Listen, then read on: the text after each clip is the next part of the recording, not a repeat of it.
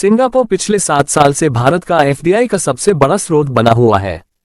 भारत को 2024-25 में सिंगापुर से लगभग 15 अरब अमेरिकी डॉलर का सबसे अधिक विदेशी निवेश मिला है। पिछले वित्त वर्ष के दौरान कुल एफडीआई 14% बढ़कर 81.04 अरब डॉलर हो गया। यह पिछले 3 साल का सबसे ऊंचा आंकड़ा है। अगर आप सोच रहे हैं कि भारत का नंबर 1-2 रूस, अमेरिका या फिर ब्रिटेन और जर्मनी है तो आप गलतफहमी में जी रहे हैं।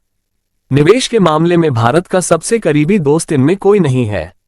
जो देश भारत में पिछले 7 साल से निवेश करता आ रहा है, अगर उसका नाम आपको पता चल जाएगा तो आप भी हैरान हो जाएंगे। ये देश कोई और नहीं बल्कि सिंगापुर है।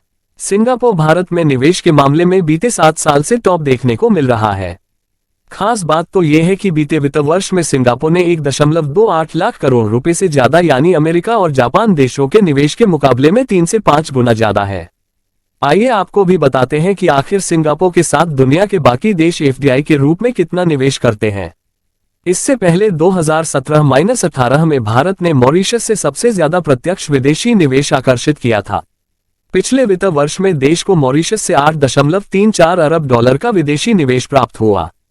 बीते वित्त वर्ष में मॉरिशस के बाद अमेरिका 5.45 अरब डॉलर, नीदरलैंड 4.62 अरब डॉलर, यूएई 3.12 अरब डॉलर, जापान 2.47 अरब डॉलर, साइप्रस 1.2 अरब dollar, Britain 79.5 crore dollar, Germany 46.9 crore dollar और केमैन आइलैंड 37.1 करोड़ डॉलर का स्थान रहा।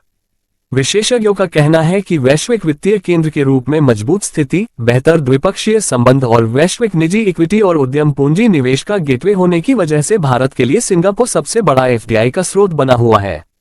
डेलॉयट इंडिया की अर्थशास्त्री रुमकी मजूमदार ने कहा कि पूंजी बाजार में उथल-पुथल और व्यापार को लेकर अनिश्चितताओं के बावजूद भारत भारी विदेश निवेश आकर्षित करने में कामयाब रहा है, जो स्टेबल और लॉन्ग टर्म है। उन्होंने कहा कि चूंकि एशिया विदेशी पूंजी प्रवाह प्राप्त करने वाला दूसरा सबसे बड़ा सेक्टर है, इसलिए फंड का एक बड़ा हिस्सा सिंगापुर से आता है।